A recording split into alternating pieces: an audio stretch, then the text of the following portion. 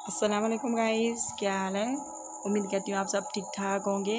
आप जहाँ रहें खुश रहें, अल्लाह आपको हमेशा सलामत रखे।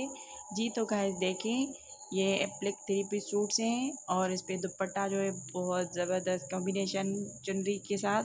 और इसका प्लेन है, कुछ सूट्स का प्लेन और कुछ चुनरी के साथ है। आई होप आपको ज़रूर पसंद आएंगे। पसंद आए तो प्लीज़ प्लीज़ मेरे चैनल को ज़रूर सब्सक्राइब करें और मुझे कमेंट्स में ज़रूर बता दिया करें। देखिए इसकी कॉम्बिनेशन बहुत ही ज़बरदस्त और बहुत आला। आई होप आपको ज़रूर पसंद आएंगी और बाय करनी हो तो मुझे कमेंट्स में बताएं। और ये देखें, ये नेक्स्ट टाइम आ गए, पहला अल्हम्दुलिल्लाह स्टॉक हो गया आउट। आई होप आपको ज़रूर पसंद आएंगे। पसंद आए तो प्लीज़ प्लीज़ दोस्तों के साथ भी शेयर करें मेरी चीज़ें। ये बहुत बड़ी मेहरबानी होती है आपकी हमारे लिए। और आजकल मेरे व्यूज़ बिल्कुल भी कम आ रहे हैं, तो बराए मेहरबानी आपकी बहुत बड़े एहसान हो गए हैं मुझ पे।